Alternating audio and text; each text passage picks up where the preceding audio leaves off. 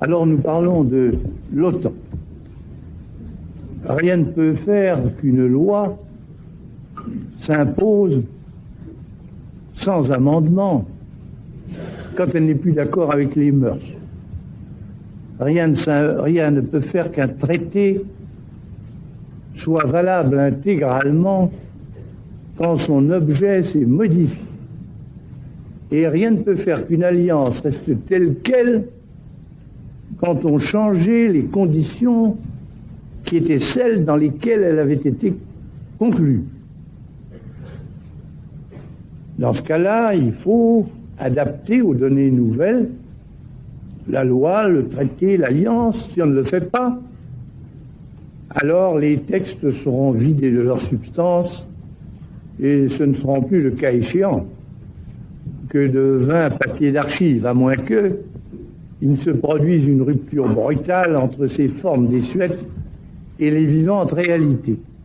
Eh bien, je dis les conditions nouvelles. En effet, en raison de l'évolution intérieure et extérieure des pays de l'Est, le fait est que l'Occident ne se trouve plus actuellement menacé comme il l'était quand le protectorat américain fut installé en Europe sous le couvert de l'OTAN. Et en même temps que s'éloigne, ou que s'éloignait, ces alarmes se réduisaient.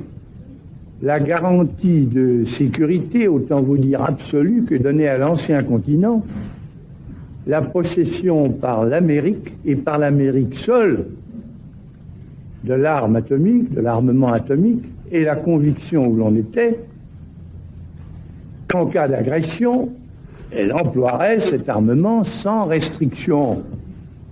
Car depuis lors, la Russie soviétique s'est dotée d'un armement nucléaire capable de frapper directement les États-Unis, ce qui a naturellement rendu pour le moins indéterminé les décisions des Américains quant à l'emploi éventuel de leurs bombes, et ce qui a du coup privé de justification, je parle pour la France, non pas certes l'alliance, mais certainement l'intégration.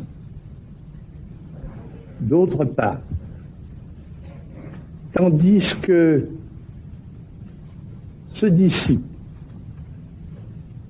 tout au moins dans une certaine mesure, la perspective d'une guerre mondiale éclatant à cause de l'Europe, voici que d'autres conflits où l'Amérique s'engage dans d'autres parties du monde, comme avant-hier en Corée, hier à Cuba, aujourd'hui au Vietnam, ces conflits peuvent, en vertu de la fameuse escalade, prendre une extension telle qu'on aboutisse à une conflagration générale.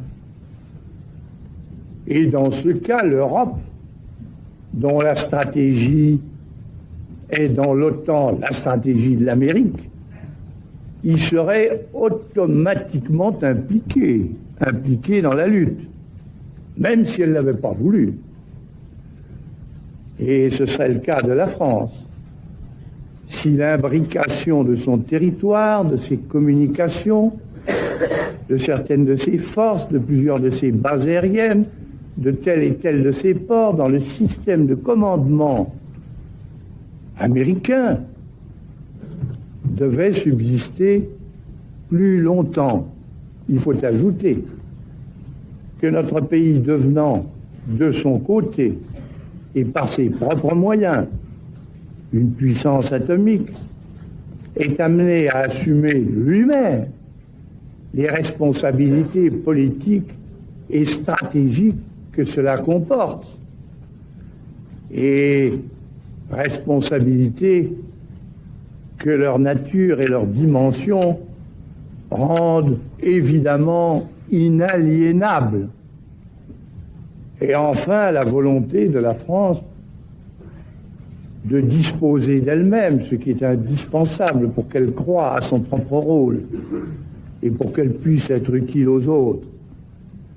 Cette volonté de la France est incompatible avec une organisation de défense dans laquelle elle est subordonnée.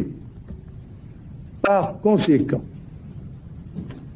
la France, sans revenir sur son adhésion à l'Alliance atlantique, la France va d'ici au terme fixé comme ultime aboutissement de ses obligations, et qui est le 4 avril 1969. La France va d'ici là continuer à modifier les dispositions actuellement pratiquées pour autant que ces dispositions la concernent. Autrement dit, ce qu'elle a déjà fait dans certains domaines, hier, elle le fera demain dans d'autres, en prenant, bien entendu, les dispositions voulues pour que les changements s'opèrent progressivement et pour que ses alliés ne s'en trouvent pas soudain et de son fait incommodés. Et d'autre part, elle se tiendra prête, suivant ce qu'elle a déjà réalisé à différents points de vue, elle se tiendra prête à régler avec tels et tels d'entre eux, je parle des alliés, les rapports pratiques de coopération qui pourront paraître utiles de part et d'autre, soit dans l'immédiat, soit dans l'éventualité d'un conflit. Et cela vaut naturellement pour la coopération alliée en Allemagne.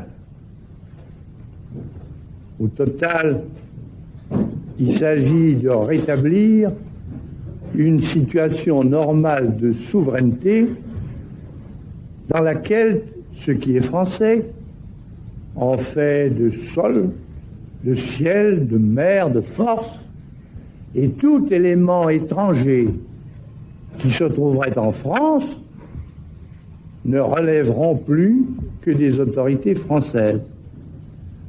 On voit qu'il s'agit là non pas du tout d'une rupture, mais d'une nécessaire adaptation.